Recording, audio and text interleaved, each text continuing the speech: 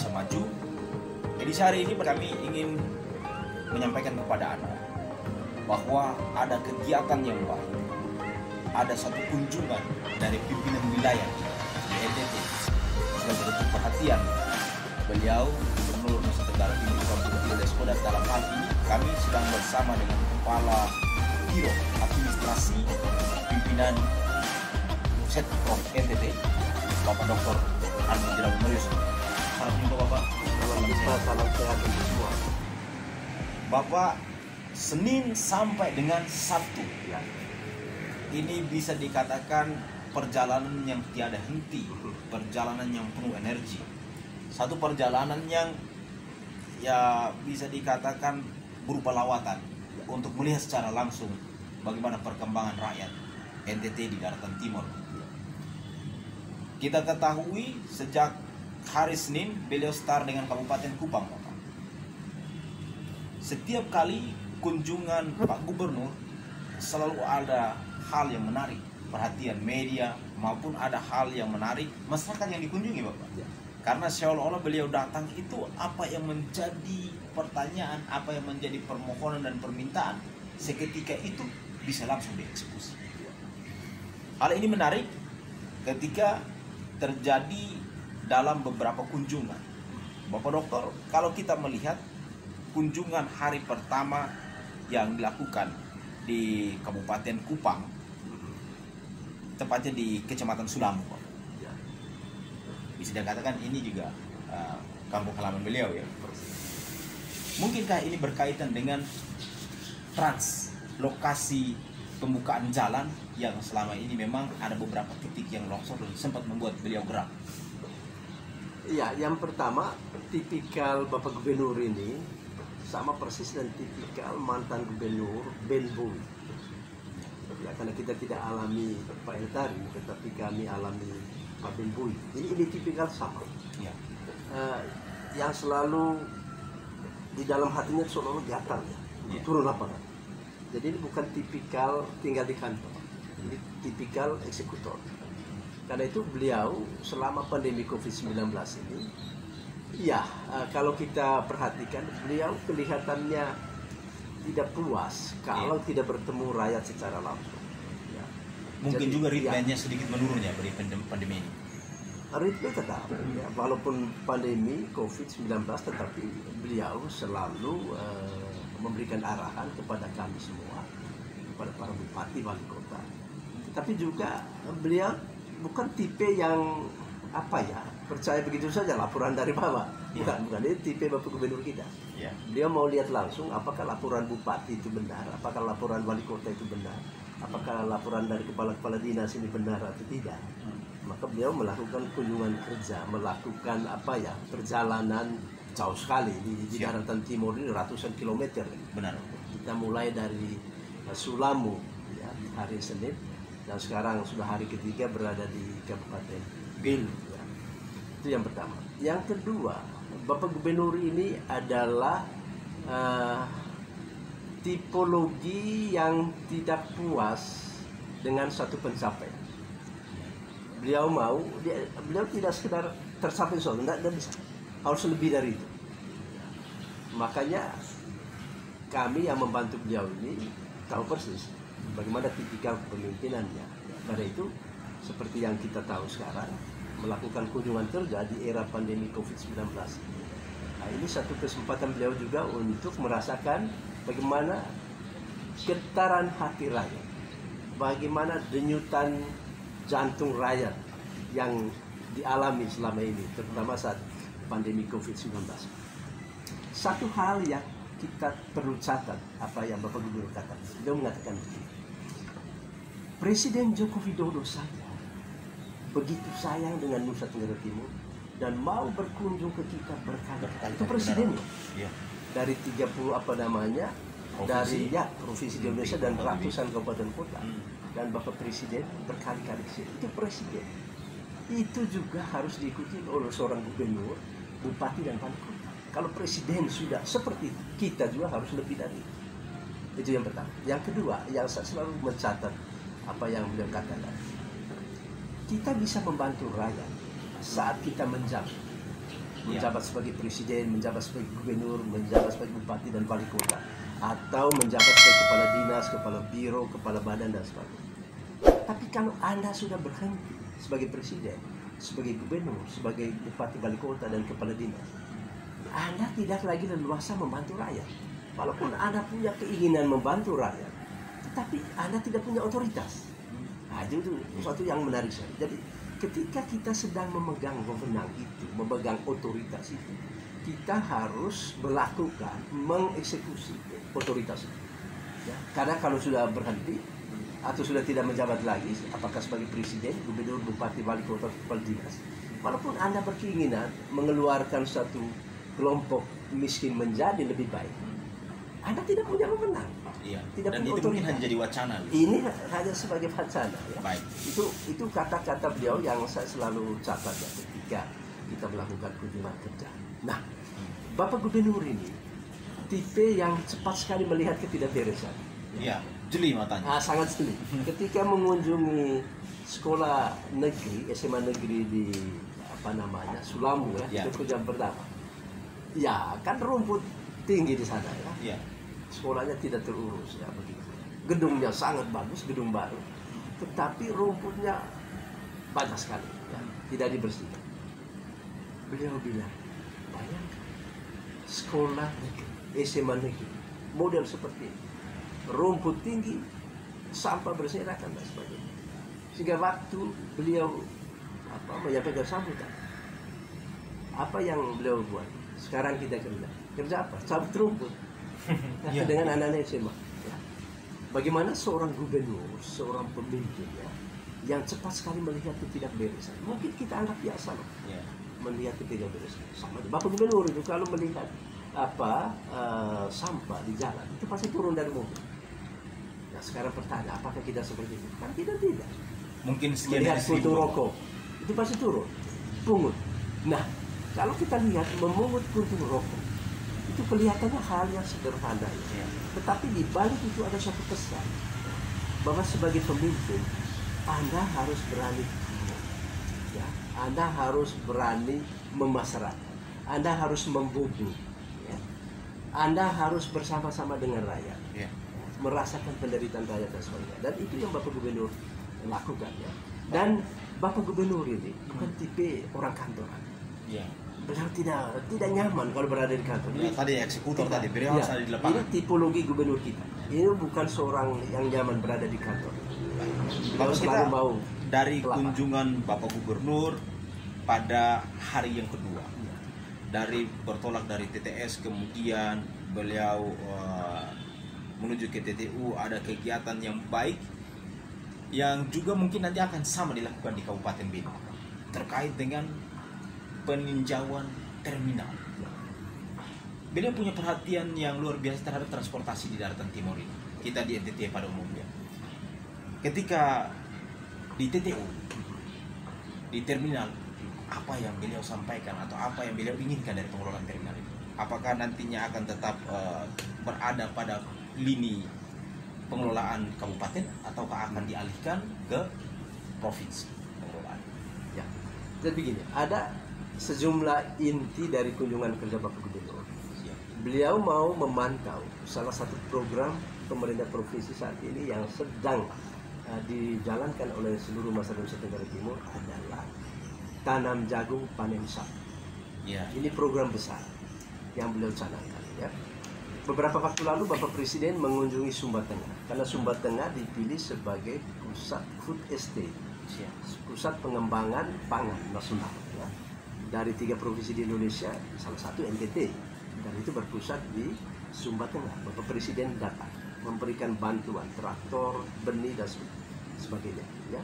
Nah, Bapak Presiden menyambut baik program Bapak Gubernur, Bapak Wakil Gubernur, tanam jagung panen sapi. Ya. Kenapa tanam jagung? Nusa Tenggara Timur itu sangat adaptif dengan jagung. Ya. Bahkan di 2 pulau besar ini, Timur dan Sumba, jagung adalah tanaman pangan yang sangat sesuai dengan karakteristik musim semi arid.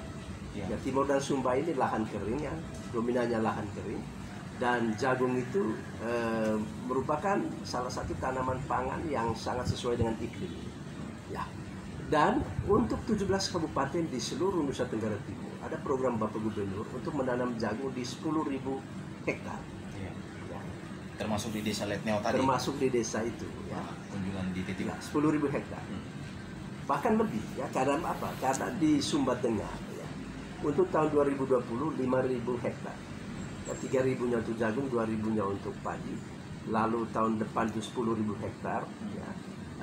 6.000 lebihnya untuk jagung, sisanya untuk padi, ya. Bahkan nanti meningkat menjadi 40.000 hektar. Yeah. Nah, itu untuk di Sumba Tengah dan juga seluruh Nusa Tenggara Timur. Nah, kami perhatikan sejak kami dari Kabupaten Kupang sampai dengan Belu, kita perhatikan begitu banyak tanaman jagung masyarakat. Di pekarangan rumah, di kebun dan sebagainya. Ini saya baru pertama kali mengelilingi Timor saat musim jagungnya. Ya. Luar biasa di Timor. Saya begitu Hijau semua nampaknya. Hijau ya, saya dari Manggarai ya. Ya. Ya. Betul Manggarai itu juga adaptif dengan jagung, tapi Ya. kita di sana dominannya padi sawah. Siap. Ya.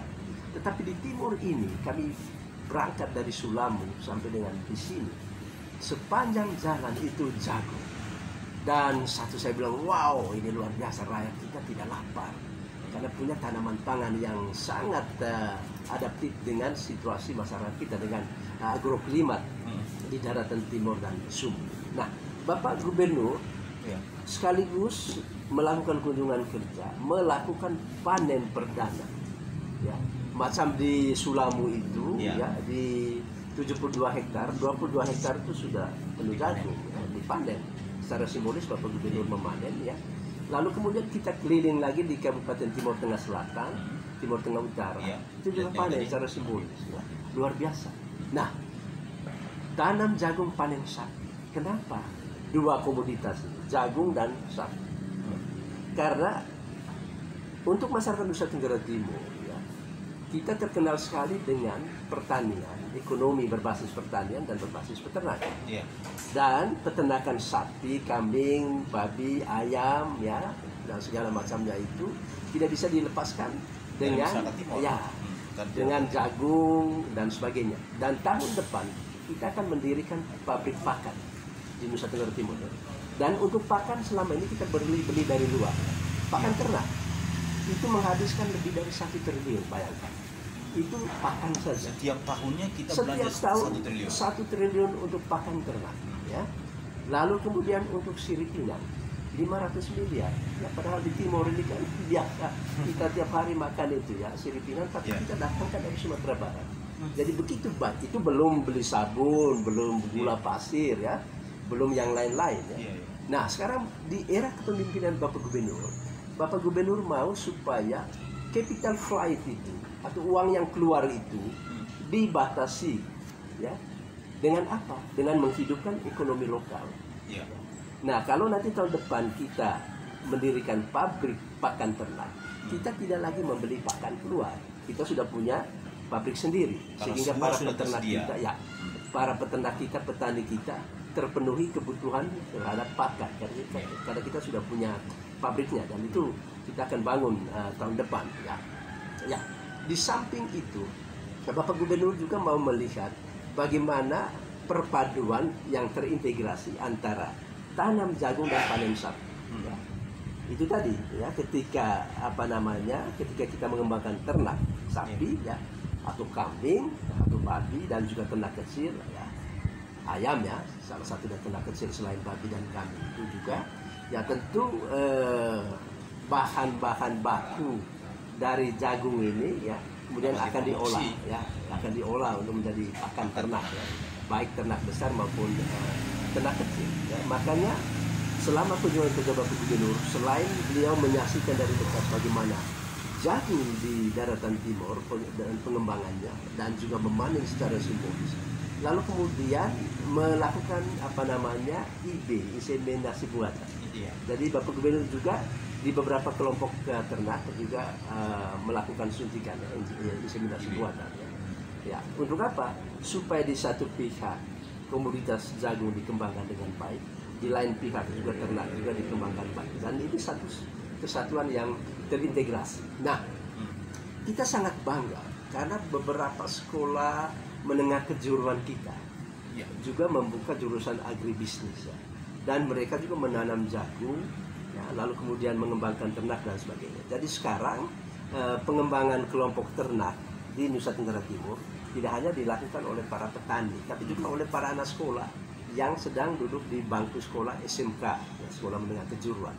Dan kita melihat di sekolah menengah kejuruan negeri 1 Soe juga.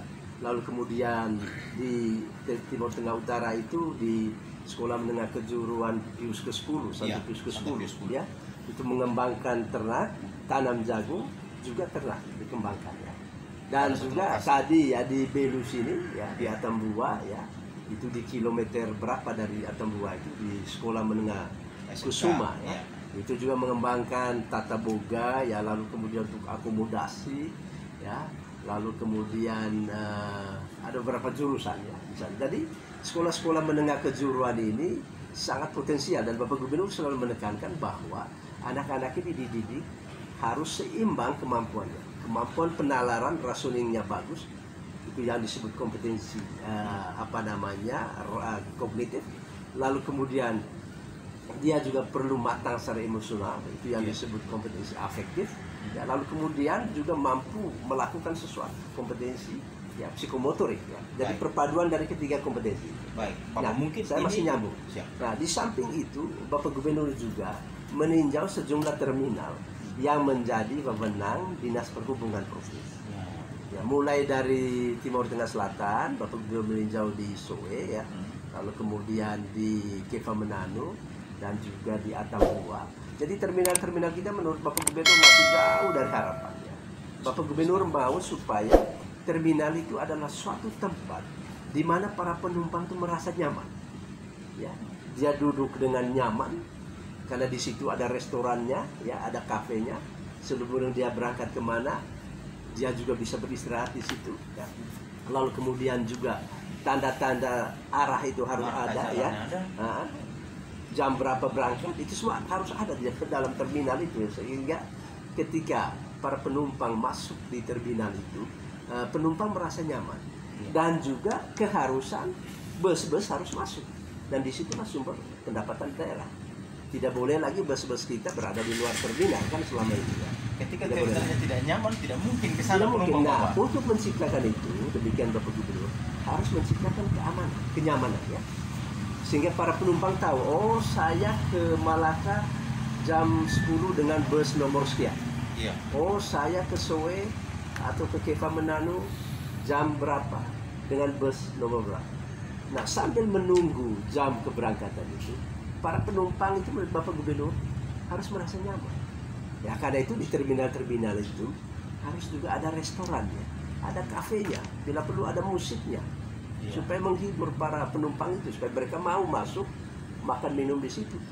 Dan juga yang ditekankan oleh Bapak Gubernur itu adalah sistem penjualan gratis. Ya, perlu ada suatu layar monitor di setiap terminal untuk memantau semua perjalanan bus, penumpangnya, dan juga jadwalnya, sehingga penumpang itu bisa lihat di layar seperti di airport lah, kita melihat ya, oh itu jam berapa dengan pesawat apa.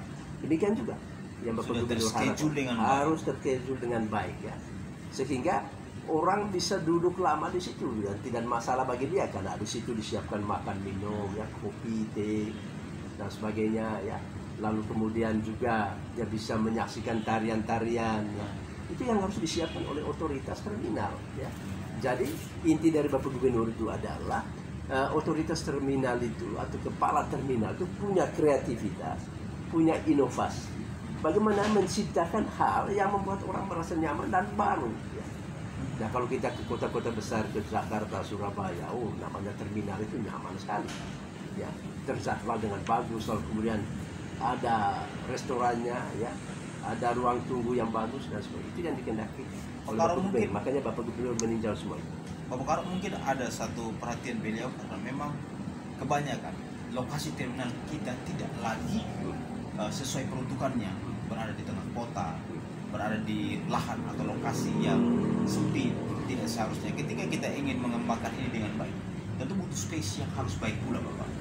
Nah, mungkin selama ini Bapak sering bepergian di daratan timur, yang membuat tidak nyaman adalah kendaraan tidak akan masuk ke terminal karena di sana tidak ada penumpang.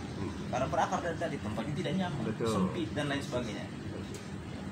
Mungkin ini yang akan menjadi atensi. Kemudian juga selain itu, beliau Bapak Gubernur kita punya satu pemikiran terhadap pendidikan di TTU yang sempat beliau singgung. Apakah ini seperti yang tadi Bapak sudah singgung, harus ada sinkronisasi antara kecerdasan kognitif dan kecerdasan motorik lainnya, ataukah ada beliau punya visi ke depan untuk TTU dalam hal ini NTT lebih bagus lagi pendidikan ini? Iya, Bapak Gubernur itu tipe orang yang tidak pernah puas terhadap satu pencapaian. Jadi misalnya kita mendapat nilai 8 A ya, A. Tapi beliau belum puas. Harus A+. Harus A+, harus 10. Bila perlu itu 12 ya. Ya pengalaman kami dulu di sekolah filsafat di Ledalero ya. Ya, itu profesor logika itu saking senangnya terhadap pekerjaan seorang mahasiswa yang bagus, dia beri poin 12. Itu berarti lebih dari sempurna kan? Dan tipe Bapak Gubernur itu seperti itu. Beliau tipe yang tidak puas kita mendapatkan nilai 10. Nah, kalau masih bisa dapat nilai 12, 13, why not? Dan itu bisa diperjuangkan. Kalau ada problem, oke, kita selesaikan. Dan Bapak Gubernur tipe begini. Kalau kita melapor, ini Pak Gu, ini tidak bisa. Tidak boleh. Tidak boleh lapor. Harus bisa. Berarti semua jajaran yang bekerja sama dengan beliau, termasuk Bapak pun, ini menjadi tantangan dong? Kami sudah tahu. Lapor di beliau itu, lapor sesuatu itu bukan lapor Pak Gu, ini tidak bisa. Itu beliau pasti marah. Jadi lapor ke beliau itu, Pak Gu, ini bisa kalau inilah ya kita cari jalan keluar. Pendekatan solusi. Iya, pendekatan solusi dan sebagainya. Dan kita sudah mengetahui bagaimana tipologi kepemimpinan Bapak Gubernur, dan ini sangat bagus ya, memotivasi rakyat kita. Ya. Bayangkan, kita tidak pernah pikir ya, rumput-rumput di sekolah. Tapi Bapak Gubernur lihat. Dan mungkin juga rakyat kita, masyarakat kita jenuh dengan gubernur atau pemimpin yang terlalu formal. Ya, saya dan ini perlu catat karena kami ini hampir tiap hari bersama Bapak Gubernur. Ini beliau ini bisa makan di restoran paling sederhana dan apalagi sampai yang modern. Makan nasi bungkus dengan kita, sampai dengan makan ala internasional itu beliau udah alami semua. Kalau misalnya situasinya makan nasi bungkus, makan di mana? Tidak harus di restoran, di jalan juga saat kerja beliau makan. Itu beliau dan tidak harus duduk di kursi. Ya. Biasanya kalau ada acara-acara resmi, beliau tidak mau yang terlalu formalitas yang basa-basi, ada langsung tujuan apa ya. Nah, itu tipologi beliau ini ya, ini saya ingat ini tipe Ben Boy ya, mantan Gubernur Ben Boy yang inilah orang-orang lapangan yang mau mengeksekusi kebijakan serba cepat dan hasilnya harus masif, dan kita belajar banyak dari beliau ini. Dan juga dalam setiap perjalanan beliau juga memotivasi masyarakat, memotivasi anak sekolah. Bayangkan, sudah beberapa tempat ini anak sekolah itu diuji. Siapa yang jawab benar itu dapat 1 juta, Pak ya. Bukan 100.000, Gubernur, Pak. Itu kemarin di Timur Tengah Utara di SMK Santo Pius 10 itu. Apa yang diuji? Diuji tentang kebijakan provinsi. Ya, anak-anak tahu tidak? Iya. Karena memang sekarang susah. Kalau pendidikan sekarang bisa kita lihat untuk kebijakan mungkin kayak dulu kita menghafal gubernur kita visinya apa begitu ya Bapak ya. Iya, dan ini terus terang Bapak Gubernur itu termasuk kami semua. Ketika duduk dengan beliau harus sudah punya referensi di dalam kepala. Karena nanti beliau tanya dan harus bisa jawab. Kalau tidak bisa jawab ya pusat. Iya. Dan ini tipologi kepemimpinan seorang eksekutor. Dan tahu tidak, ketika ada problem di lapangan, tidak janji begini, oke ya nanti kami langsung telepon menteri, bayangkan. Telepon menteri, Pak Menteri kami butuh ini. 2 minggu kemudian Ada. Dan ini sudah jadi satu kenyataan waktu di Sabu Bapak ya. Di Raijua. Di Raijua. Ya, Raijua waktu itu ada keluhan Internet ya. ya, karena belum ada tower. Nah, Langsung Pak Gub telepon Menteri Joni Plate. siap. Pak Joni, kami butuh ini. Siap. Ya. Kira-kira 8 hari kemudian sekretarisnya Pak Menteri telepon saya. Pak, kami mau ke Raijua. Saya bilang untuk apa? Pergi pasang ini teknologi ini.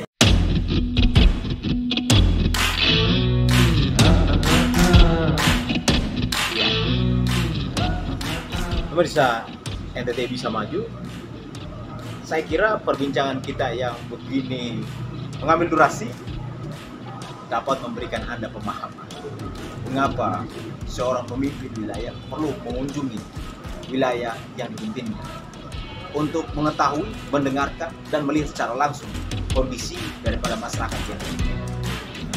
Saya mau berterima kasih Anda sudah menonton kami. Jangan lupa like, comment, share, subscribe karena gratis. Ini semua demi kemajuan. Terima kasih. Salam sehat. Bapak Karo, terima kasih banyak.